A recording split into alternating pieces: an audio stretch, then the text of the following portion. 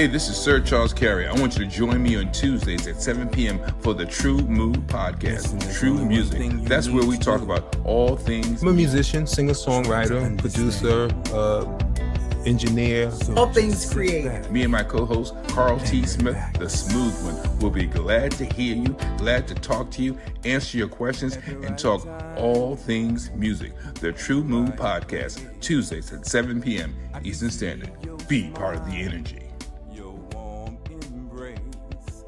I can see that thing that makes men stop standing still, all in denial, suffer loss of will. Hey, folks, Sir Charles Carey and Carl T. Smith. What's up? Just in case you don't recognize us, we're just a little younger looking. You know, Carl just had a birthday, and I wanted to know finally, after all these years, what it would be to be like Carl. So I tried to match his energy. He's an influencer. So I'm trying to be that 22, was it 21 and a half, 22? 21 and a half. Get it right. 21 and a half. Yes, indeed. But today we talk about the indie artists. You know, as you probably know, there are a lot of things going on in entertainment. I mean, it's not all, unfortunately, all creative. Sometimes they get drama and this and that, but we're not trying to talk about the drama. We're talking about, I guess, the soul and, you know, the status of the indie artist today. And one of the things I wanted to ask Carl about, what is the current status of the independent artist today? You know, regardless of the music genre, I mean, are indie artists as active as they always have been, or what do you see? Well, I think we are. I'm an indie artist. I think we are more active. We have more opportunities, you know, than in the past and stuff. And I think I just don't. I don't think that a lot of us understand what it takes to be an indie artist and what it is that you do. You know what I'm saying? I think a lot of artists, you know, want the, in this order, want the fortune and the fame. Right. You know, they want the fortune and the fame, but they don't want to work for it. Don't enjoy the work. You know what I'm saying? They you know, it's supposed to come to me.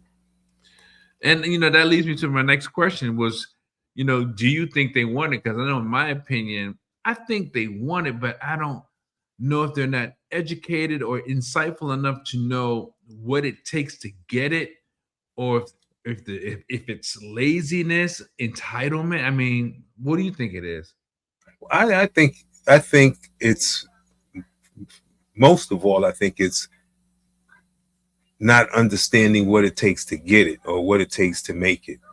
You know, I think a lot of times, a lot of us artists, independent artists, feel that we have talent, so we're supposed to get. You know, and unfortunately, it's not about you're supposed to get. It's a business, and the business relies on numbers.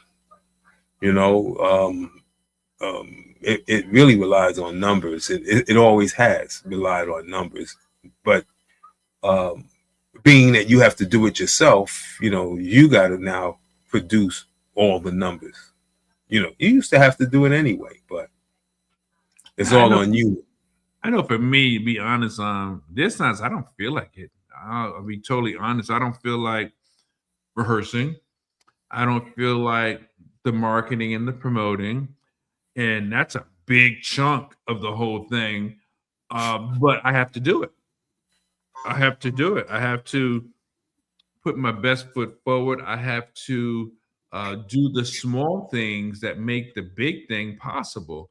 And I must admit, I have to sometimes psych myself up into being prepared to do it. Now, that's just maybe a gig for hire. If it's my own gig that I'm putting together, I still feel the same way at times, you know? Well, it is, because, like, again, I was saying, people figure they got talent, so they should have, or they should make it. But it's less about talent and more about the business of it. It's more about, the work. Excuse me. It's more about the work behind it. Um, if you were to say 100%, it's like 90% business and 90% work and 10% talent. My goodness, yeah. I never understood how some people was able to do very well, and with no, and I would look at what they're doing, or people would make comments on it like, their stuff is not that good. But it is all about, well, listen, I worked a gig like that for some years, and it really was about business and marketing and getting people to follow you. Man, I remember working with, I was working on a project and I ran into somebody else that's also was like really inspired to get into the game or get back into the game. And I was like, yo, man, why don't we do some writing? Now, I had no intentions on stopping what I was currently doing. And they say, bet. So we had a few meetings. So something told me to ask. And I said, even though we're writing and preparing this, I guess like a writing team, um, the third person in the mix, they write, all three of us write, but are you, I said to the initial person, are you planning on putting your project out first? And they were saying, yeah. And I'm like, so I'm supposed to stop what I'm doing, support your effort, and put mine on the shelf. And I'm laughing because it took them about a year and a half to get ready to launch their project. And I told them afterwards, I said, now see, we fell apart because you weren't open enough to realize that the smart money was to ride the coattails of the person that may be already there, and you can learn from my mistakes if there were any, and then capitalize so that when we work on your project, you could avoid those mistakes. You rather work on yours, and everyone's supposed to put their stuff to the side and just support you. And it took you over a year and a half. And dude started laughing. I was like, that ain't funny, man. That's not funny. I said, that's why people get delayed and destroyed. That's part of the business. You have to also make good common sense decisions. And to me, I just thought that was a good example Well, of thank it God. is. Wait. No, this is a great example, but unfortunately, um, even in projects that I'm working with now, or anything that I come up with, um, there's different experiences. There's stuff that I mean, be honest with you, if I've experienced a heck of a lot of stuff that people are doing now, when it was harder to do. So they really don't, what I find is most people, they don't really want to listen to what you got to say or listen to how you got it. That Their part, way, yeah. their way is the way, and I respect that. Listen, your way is the way, and if I can help you do your thing, I'm with it. But on the other hand, if I experienced this before and I know I get the outcome, I know the outcome, and what you said was, you have a focus or a project that you're working on, and you work on that project, so I can help you do whatever help you do whatever it is. But if you're going to focus on your thing and do it your way, right? I respect it. I'm with you, but I still have to stay focused and focus on the path that I know, especially if I went through it a number of times. And most times I done been through the daggone thing 10 times. So See, my problem is, and it kind of ties back into the work ethic thing. If you're not going to be upfront with me and I have to find out down the line that this is your plan, well, why didn't you just say that from the beginning? so that I can make a decision whether I want to go down this path with you or not. Because one, 9 times out of 10, as temperamental as they are, the indie artists, you don't want to listen to nobody. Hey. When we talking about me in my face, you know what I'm saying? What Well, the heck? and that's another problem because I do that with people, respectfully. They may not always see it that way, but I'm a direct person and I say it because don't waste my time. I don't want to waste your time. I don't want to ruin the relationship. So let's just be honest with each other. And if you can't be open, honest, clear, and direct, that's going to create a problem down the line because we'll wind up going in separate directions. And good luck to you, whatever you do, and with the doorknob hit you with the good Lord split you and all the rest of that. And I don't think that energy is necessary. We can be upfront, but a lot of people are not upfront. A lot of artists, they're just the star, or well, I just want to do what I want to do, and I want to know all the things and then I can continue. That's selfishness, man. Well, I mean, I run into a whole lot of that, and I think half the time we don't know. And so I say we because being one of something makes it okay to talk about them. You know what I'm saying? When somebody, if I was to say them, then all of a sudden, I'm being it can't be racist, whatever it is, but a lot of times we don't really understand what it is that we want to do or where we want to go. We just know. Say that, Carl. You say that, Carl, so I can look at you and be like, all right, you want me to help you? Okay, how can we figure this thing out? Well, but I'm saying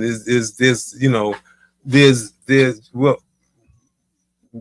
half the time when we'll look at the same thing, but we see it differently. Okay. We see it differently, and I respect that. I respect that you see it differently. I respect that you have a path that you want to follow and you want to do it. And what happens is, especially if you're going to do something and you're saying, come ride with me, well, you want to do it your way. Okay, I respect that. Right. But a lot of times your way, I've been there before. I've done it. And so doing it that way. Go ahead and put it out there. It's all good. Okay. Doing it that way, sometimes it means that I gotta wait until you catch up. Right. And like you said earlier, it's like, well, I don't want to wait until you catch up a year later or whatever the case may be. Because it's labor intensive, it's redundant, it's sometimes draining. Man, whatever, man. It's really and then being at one point being guilty of not thinking and not change. Don't want to go with change. A lot of times also that's another reason. Don't want to make changes and don't want to do something in a different way or work a different way. Yeah. We're stuck in the groove that we're going because we're familiar with it. Yeah. Yeah, because I'm open to the degree. Like I'll say, hey Carl, let's collaborate on a song, or Carl, can you write a song for me? So if you do the full song, lyrics and music, and you may say, all right, Charles, well, the song goes like this, and you tell me how it goes, and you say, you're hitting that note flat or too sharp. You may tell me literally how to convey the melody. Now, that's fine, or I may say, well, I want to try it this way, which is more collaborative, and that's fine as well. You as a producer and songwriter yourself, I know you're open for varied interpretations, which is great, but everybody isn't. So, I guess it depends on the relationship with the writer or the collaborative relationship on how well that project or that individual song is completed. I remember, for instance, when I was doing the song called "In the Morning," you was like, "You sure you want to sing it there? You want to?" Because I was singing low because I was just coming off a health challenge at that time, and but I wanted to do it because it was comfortable, and I didn't have to stretch, and it's the song, the music aspect, the composition was well enough written that it wouldn't take away from the song. Now, had I sung it in a different key, perhaps it may have made it better or more interesting sounding. But I guess my whole point is it depends on the relationship between the people that are working together. And that's key because I think work ethic is a thing. If you are, if it was me, if I'm afraid to sing in a higher register or I'm worrying about my voice cracking, then I need to say, well, nah, man, because I don't know if I can hold that note that long, or if I can hold that note that's it's strenuous, whatever it may be. So do I have the chops to work through it, or do I have the chops to do what I need to do to make a engagement or a song sound right? I don't know if they have the work ethic they should have today as compared to the old days. Well, um, when you start talking about writing and producing, and well, first of all, like the all the all the hats are now under one umbrella, and everybody, they call it the producer. You know, so the writer, the arranger, and the producers all lumped together, and everybody is a producer. Everybody is producing this music and whatever. If you're working with an artist, unless you have that artist's style down pat, you've been working with him for a while and you got his thing down pat, and you know the range and everything, you have to you have to you have to work around the artist doing whatever the artist is able to do. Okay. So if I write a song and the artist isn't able to do it the way that I wrote it, or to do it the way that I perform it, um, I need to be the producer, because the producer is the guy. When you separate the thing and you do it the real way, the producer is the person that sits and put the thing together so that it works. So I need to be the person that will work on making it successful for the artist to perform. So does that mean that you're open to, or that you um, have to or want to um, maybe change the key, modify the arrangement? See, right? That's really the thing. It's a lot of times I'll run across somebody who's working on a project, and the the um, the key is too high. Matter of fact, a lot of times I listen to Marvin Gaye doing the Motown stuff, and if you listen to all the old Motown stuff of Yeah. Marvin Gaye singing, he's at the top of his range. I'm talking way at the top of his range, and he's trying to hold on. Inside, That's baby.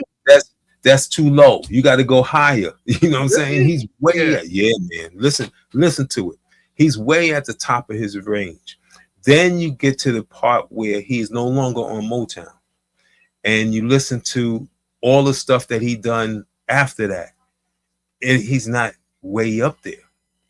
You know what I'm saying? So that comes from, the Tom Bell and all those guys writing, and they're writing it, and it's their range in their head, or their range on how it goes, but they never change the key.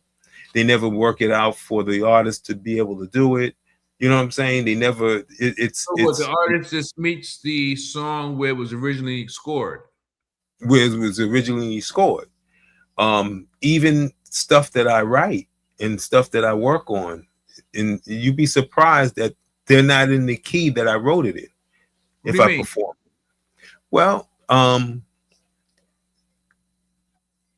talking about the finished product is the finished performed in product, the and key that was originally written in. yeah, because Okay. I'll give you some examples. Your eyes, Okay. Yeah. your Yeah. Yeah. eyes, your eyes has been have been done in 3 different keys. Really? Yeah, your eyes. I mean, I got to dig out some of the old tapes and all, the old stuff that I had, because I converted my cassettes to digital stuff so that I can listen to them. And your eyes, I think, was in I think it was in B flat, and then I decided that no, I can't Wrote it down. perform it with any kind of feeling Yeah. or Yeah.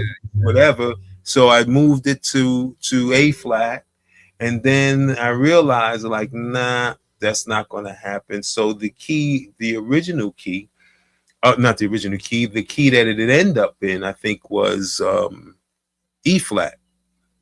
It might Mm, be the other way around, you okay. know. But if I had done it in the key that I wrote it in, wasn't gonna work. Song was nice, was happening, but it wasn't gonna work. I mean, it's quite a few songs like that. If well, I should say this, but I'm gonna say it anyway. If you're a real producer, producer, which is not even a person that has to play an instrument, all you have to do is be able to arrange and put stuff together. If you're a real producer, then you'll realize, like, nah, that's not gonna work. That ain't gonna happen. That, what I'm saying? I want the best for the artist. So as Because we listen to artists today, I know you may not listen to as much. I don't listen to a lot, but I do wake up with radio, and in the car, going wherever, I listen to the artists, and I like the Chris Browns, the Neos, and Anthony Hamilton, I guess. But there's a lot of new artists out, and I think a lot of them are writing their own material. I was gonna wait until you finish so that I can say that. Go ahead. Okay, yeah, but Because the songs sound appropriate for their singing style. right. Because a lot of those artists, is not that they have a songwriting team now. What it is that those artists are writing their own stuff in the range that they're singing. Right. You know, but if you were to give it to, someone, gave a Chris Brown song to Neo, that key may not be right. That arrangement may not be right for him. Oh, You check know what this out. If you or I were to sing one of their songs, you'd be like, I gotta bring that down. Yeah. Well, not only do you have to bring it down, but if I'm doing a cover while I'm performing, automatically the arrangement is changed. I'm doing my own arrangement. I'm putting it in my own key. I'm re-recording all the stuff so that I can do it. So I can perform it and give it the best that I can in with my range and my feelings and everything. Um, I don't. I won't use a ready-made track unless it's absolutely positively um, in key with what I want to do. Now, when it comes to like certain songs like John Legend, he doesn't necessarily have a high voice, but he uses a lot of flats. And it's not so much about the notes, but for me, I don't think I have the endurance I used to have. So we're just ordinary people. We don't know which way to go. Instead of me singing it like he recorded it, I'll do the refrain or the chorus once. We're just ordinary people. We don't know which way to go. Instead of doubling up on it the way it was recorded, I'm going to sing it once so I can save some wind, some air, and not overwork my vocals. But it's still the same arrangement, minus me saving myself on how I sing the chorus. So people can still relate to it, but I'm just not going to double up on the hook, because it was recorded that way, if I can sing it a little differently, but keep the essentials of the original elements. Well, I mean, yeah, but that's again, what you're doing is you're taking the song and performing it to fit you, your personality, or your thing, and I don't if you're going to do everything like the record, then why am I listening to you? I just go listen to the record. I want to see you do. First of all, when you do covers, all you're doing is reminding the people to go back and listen to the original thing anyway, because you can't sell it. You can't do anything with But it. the thing though is, man, I know you know this. When you do a cover, doesn't matter whose it is. If they know you, first of all, you're doing it because it was a good song. Normally, you're doing it because it's a well-liked song, also. But when you're doing the song, people gonna try to sing the song with you. And Oh when no, you absolutely, when you absolutely. change the arrangement, you might lose some people in your audience depending on how much you change it. And Well, how. what I found is different. What I found is people kind of respect. Not only did I find that they respect that you doing it your way, as long as you do it well, Yeah. that you do it your way. But I don't. If I already know what you're going to do, how you're going to do it, the same way or whatever the case may be, then why am I bothering? Checking Right. you out. You know what I'm saying? And then on top of that, what I'm finding is people are especially these days, they're tired of hearing the same old stuff. When there's like when I was doing the Old Timers Day, all the bands come out on Old Timers Day, and they Okay. all playing Before I Let Go. Okay. Yeah. Yeah. All of them is playing, or a bunch of songs like that. They all playing the same songs, the same way, whatever. The audience, when they hear something different, when they hear your stuff, your original stuff or whatever, they kind of focus in a little more, and they kind of figure, like, hey, they discovered your material, they discovered your energy in the way that you do it, right? Be part of the energy. That's what you got right there, right? They see how how you perform your stuff and whatever, and they have more of an appreciation for you. Well, I'm open You to know, it either way. I mean, whether it's them learning in different ways the song is going to be conveyed, or them liking me doing it like whatever it is, I'm open to it because I'm not the kind of performer that just stands there and sings. I have to use all in my arsenal, and that's the stage presence as well. Engaging my audience, the call and response, actually sharing the mic with them, whether they can sing well or not, just making them a part of the show. If it's a recording, again, I'm going to give my best version of it. In fact, I have about 2 or 3 songs that I've always loved from way back that I'm going to redo, and I'm just curious about what type of response I'm going to get. So, but I haven't put it out yet, so it's all good. so I work with an artist, and I play for him, play for a couple of people, and when I came aboard on their project, I was like, well, because they were trying to get all these cover tunes, and I'm like, but you got 2-3 albums and you're playing all these cover tunes. I don't understand. So we converted some of the stuff, and we're just doing pretty much his music, and the audience is loving it. What's up? Because first of all, they discover that you have something. They discover whether or not they like it or not.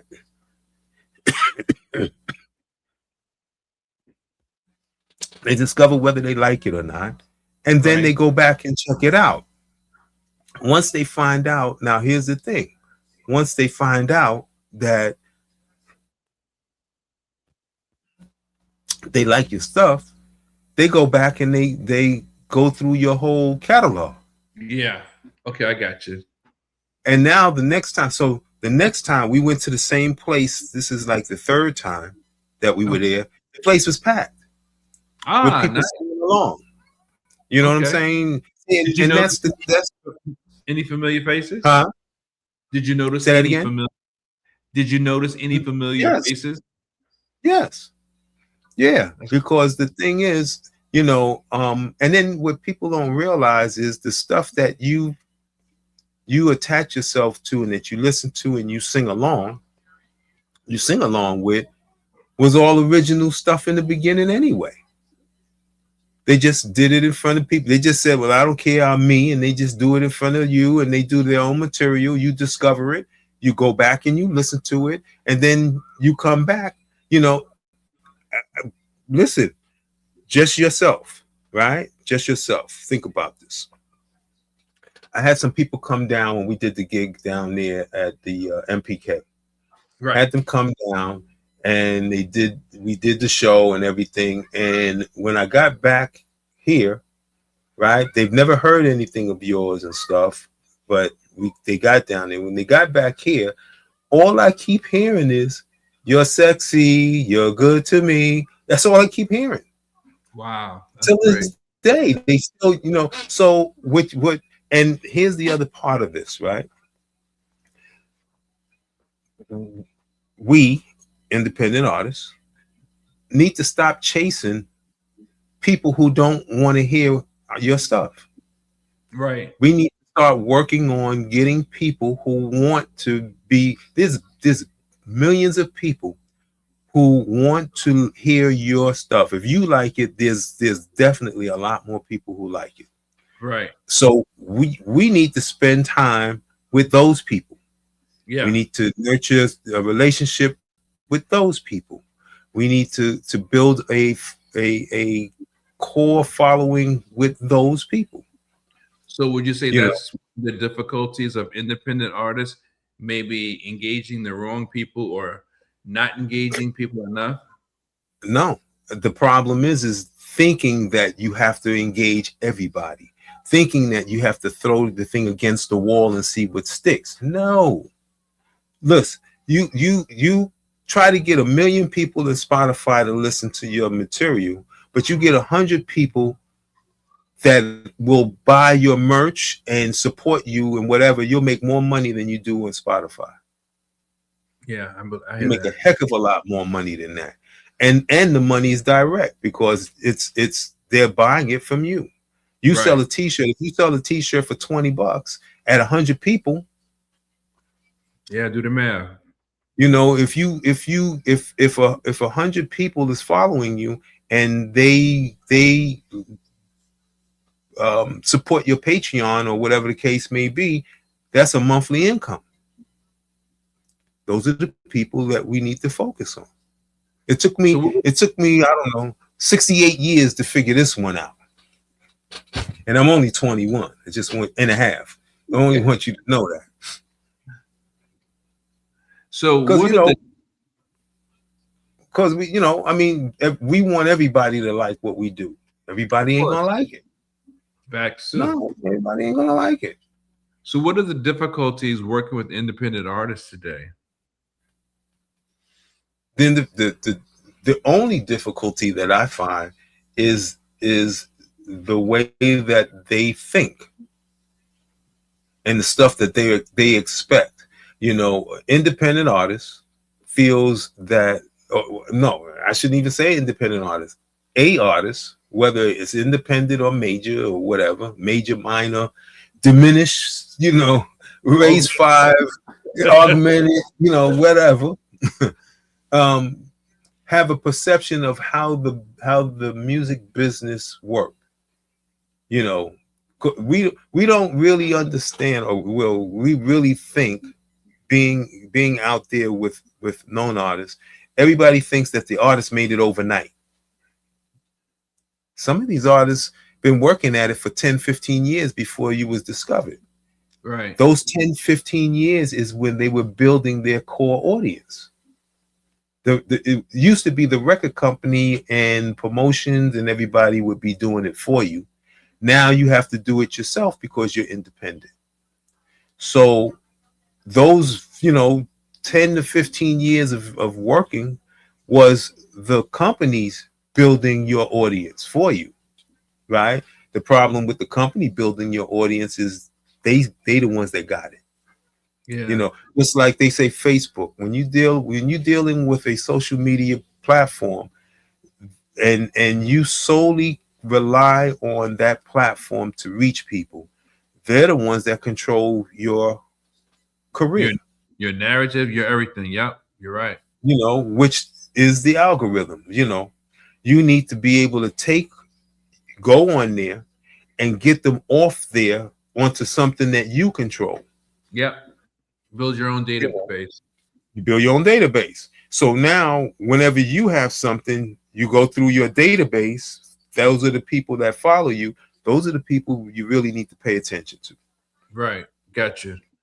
So what about you know, when it comes to actually not just recording but doing engagements, what are the challenges on that side of the scope? Challenges on that side of the scope is thinking that you should be paid. Hold on. You want me to do a gig I'm not going to get paid? Well, well, no, that's not it. You see, if I go to a spot and I perform at the spot and the place holds 100 people and I come in and I have 15 people come, but I want to get paid, right? Okay. The problem is how long so you could be the greatest. I run into this all the time. The greatest singers don't have a following. Yeah. But I'm the great singer and I can do all this runs and weaves and blah blah blah, but you know, I want to get paid. Well, no, that's not going to happen.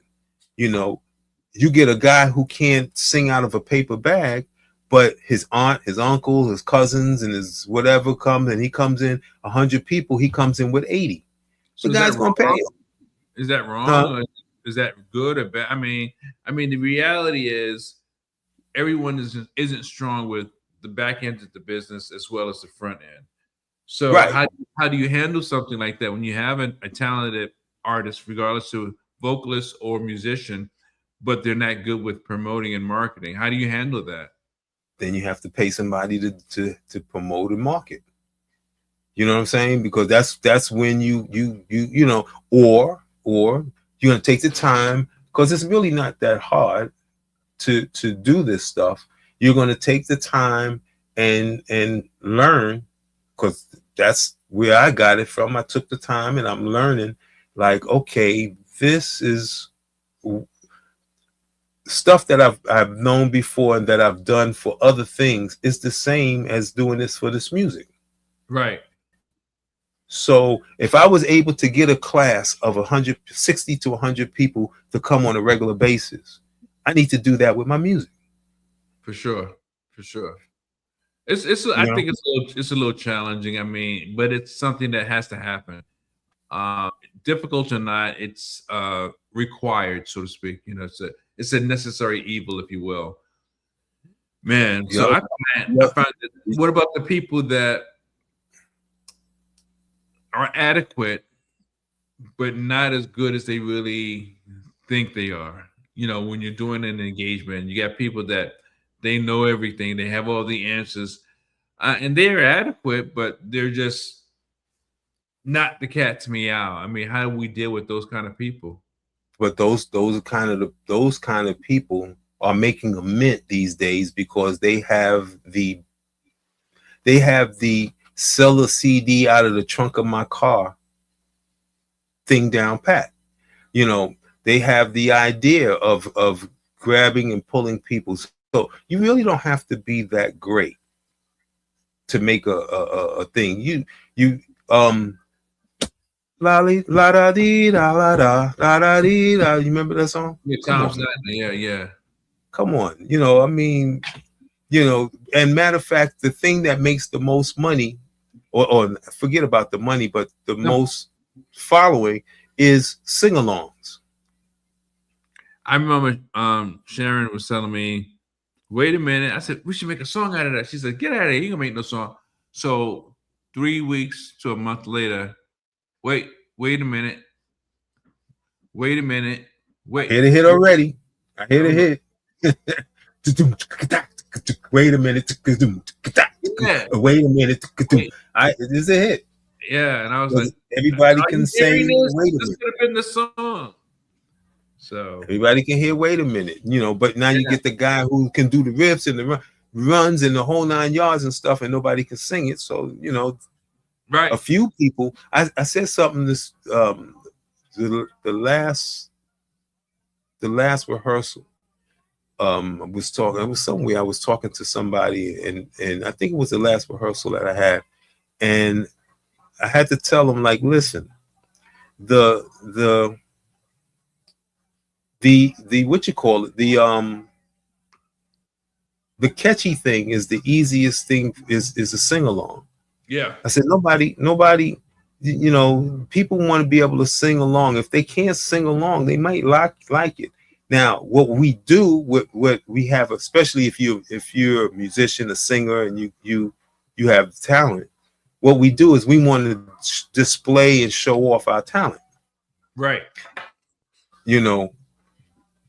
But people don't care about your talent. It's not about you anymore like it used to be in the 70s. It's about them. So if they can't sing it, if they can't follow it, they lose interest. No, ain't no may. They lose interest. They don't want to be bothered. And only the people there's people you do music for the audience.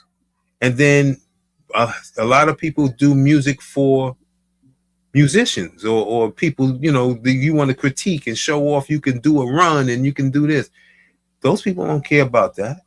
So typically when you're performing around the country, I know we do the same thing. We perform different places, but how many songs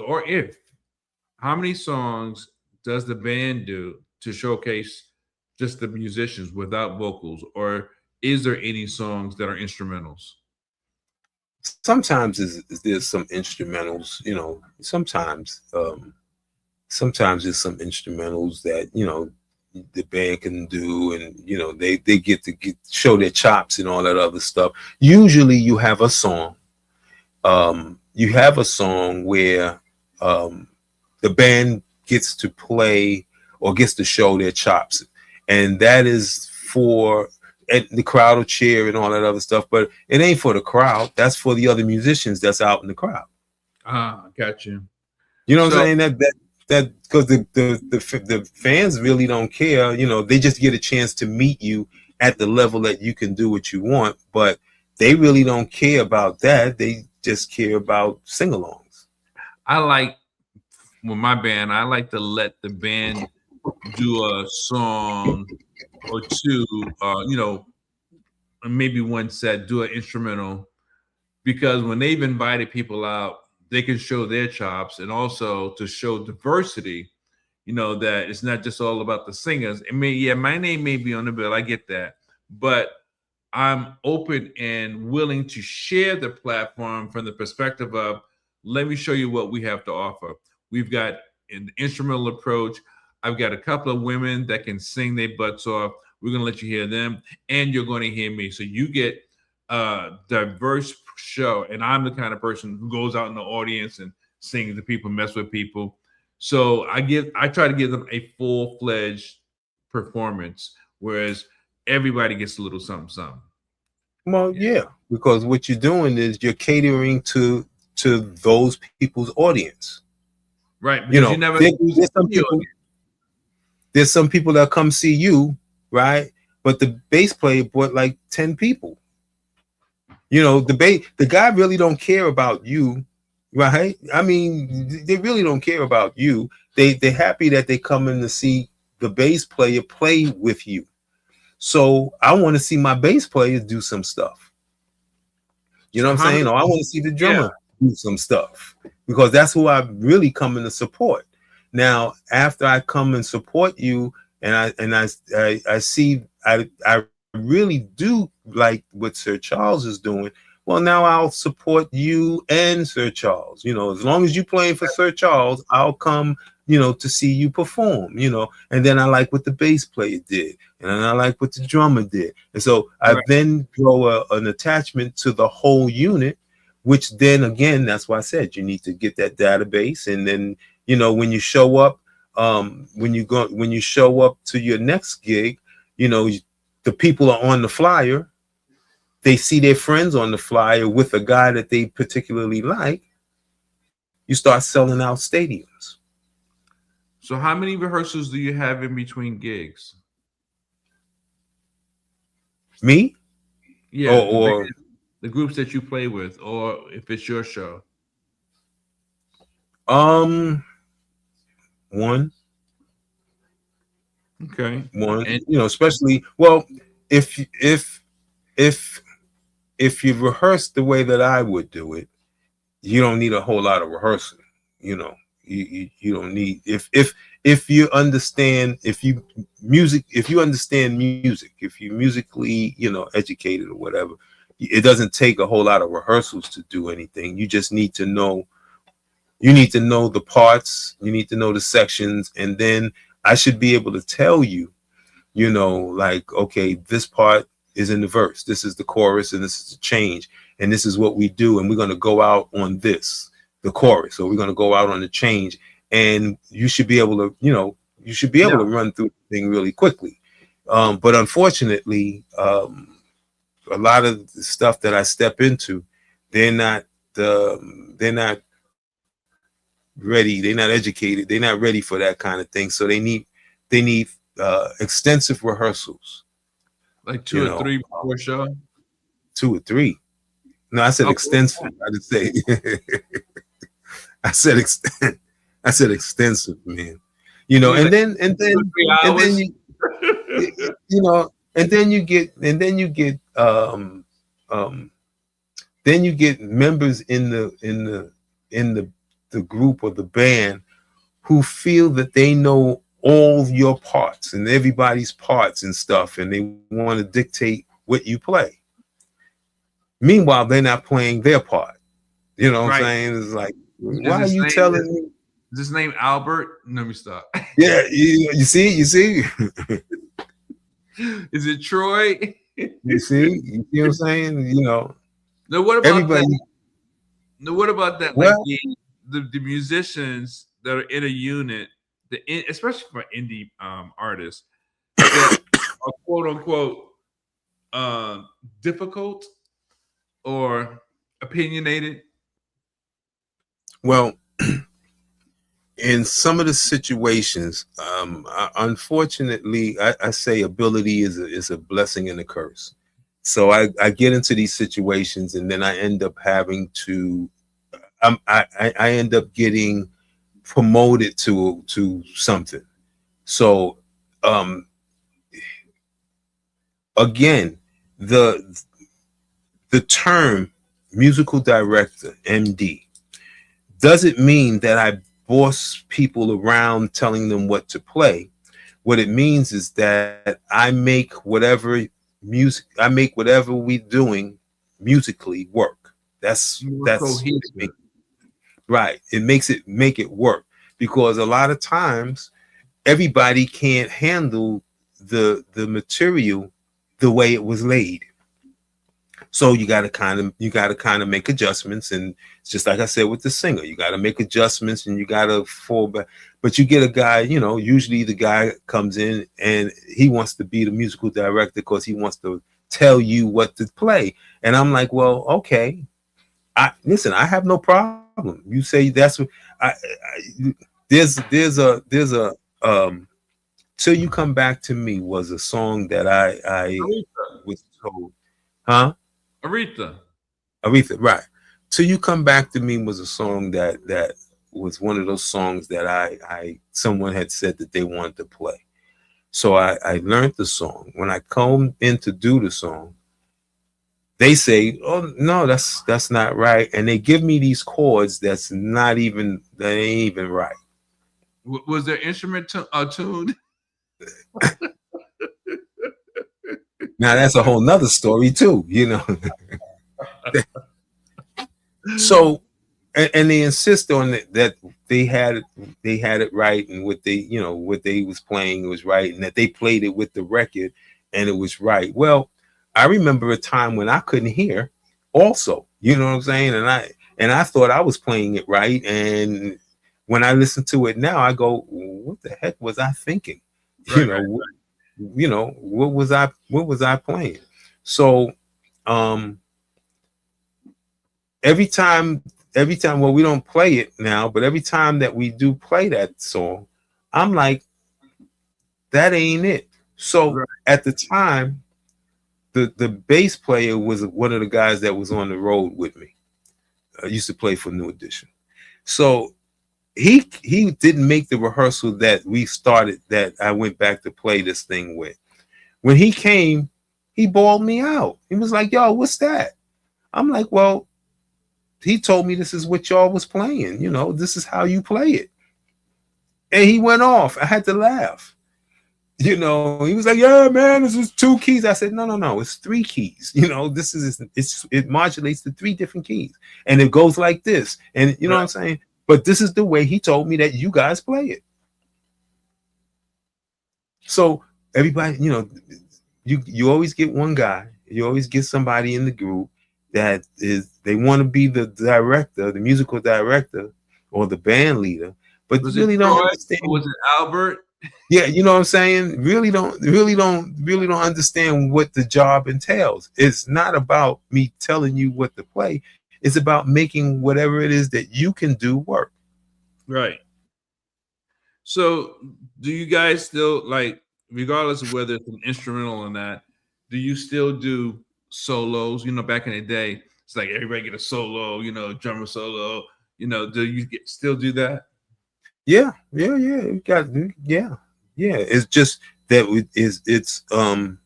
I'm just thinking of one situation now, but it's part of a song, one of his songs that he does, and we do solos coming out, you know, coming in, you know, at the end of that song, Yeah. and everybody gets a solo and whatever, and then we continue on, you know.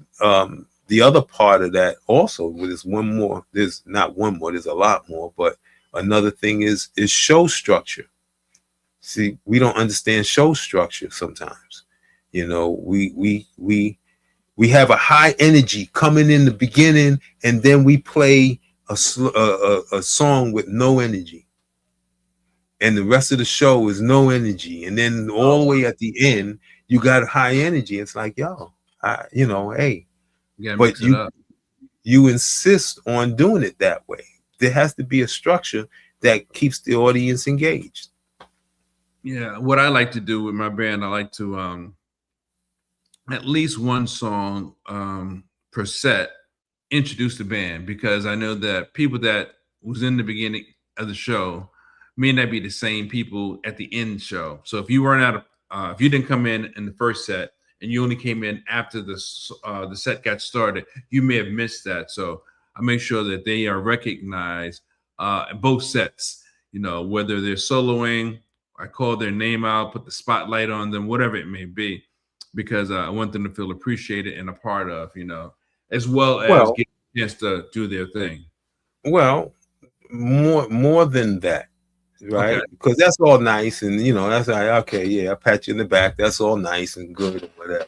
But more than that is that you want to have to start. You got to cater to the audience, and they have an audience that's came to see them, and you want to capture their audience. So therefore, they have to, you know, they got to be woven into your event, into your performance.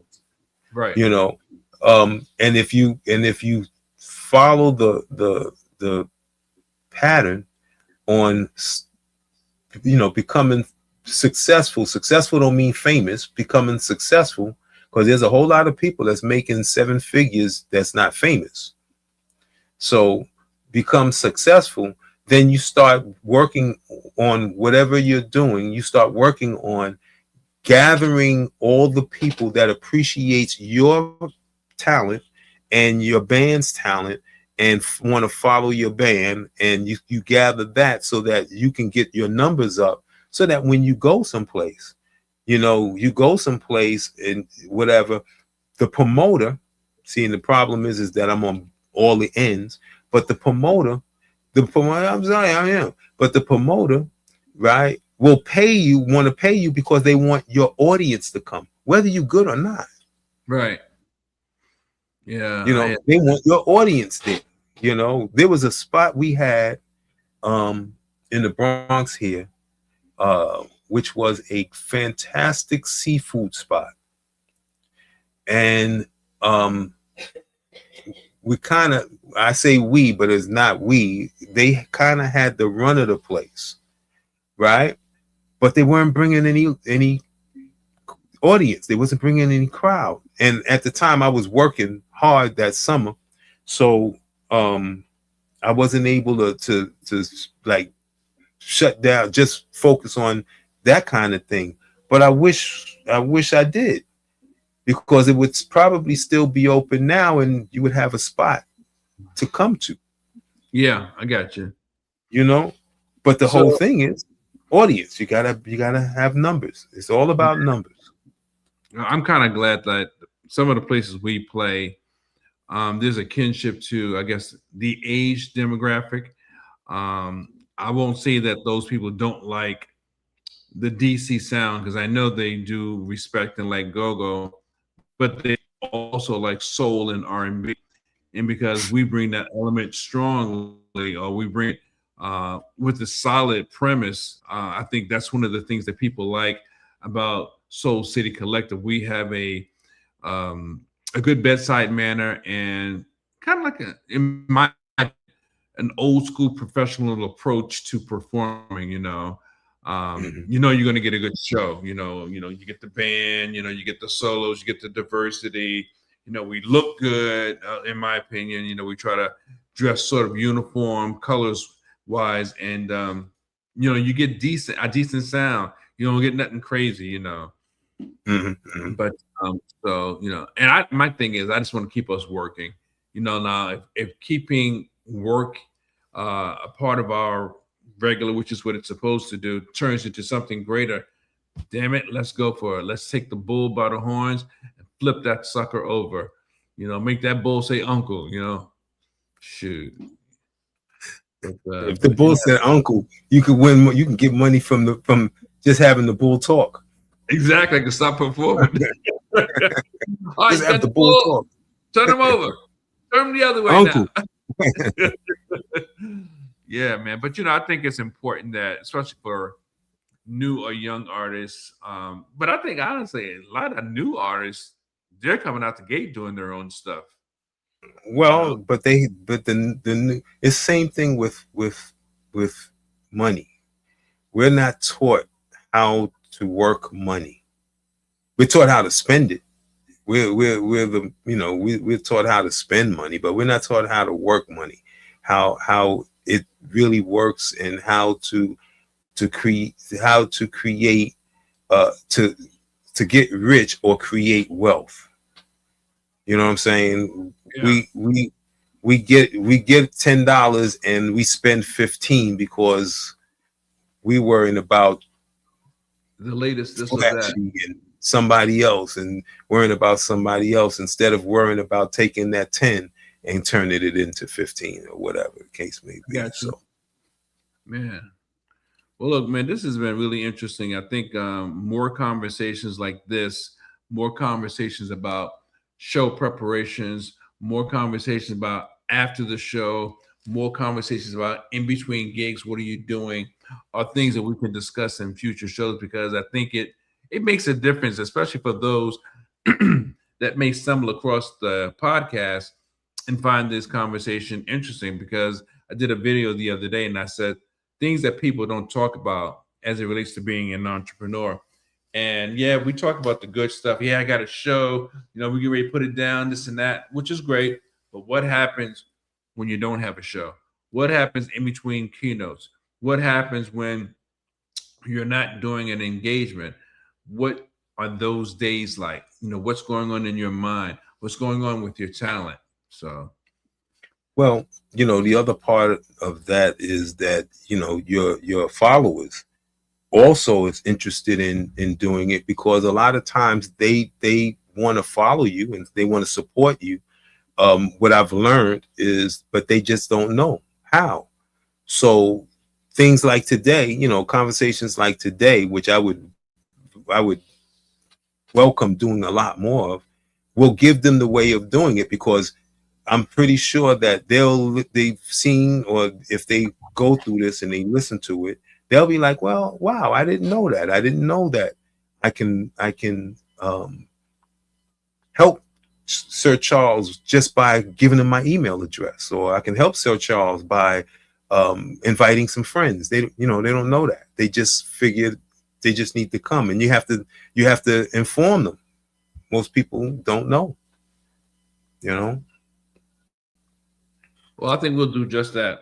We'll make that a part of our strategy, our topics, just to keep it real. Because again, there are people, even probably even more seasoned people, who may be stuck in between. Because I know I've been stuck on the speaking side as well as on the music side, and I'm grateful that at this current time, the music side is pretty much filling up. We've got a lot of things going on, a lot of things to work towards. But when it's not about what's happening today, we still have to be able to fill in the gaps and make good use of our time. So yeah. So folks, if you just joined in or if you caught the tail end, I know some of you were on earlier. I saw you, don't know exactly who you were. This is the Tru-Mu podcast, where we talk about all things creative, music, creativity, the creativity in business. And we welcome you to share your comments, and we will get back to you. And until the next time, you've got to be part of the energy. And we'll see you on the flip side. Yeah, yeah, yeah, yeah. Uh-huh. You're sexy, so good to me.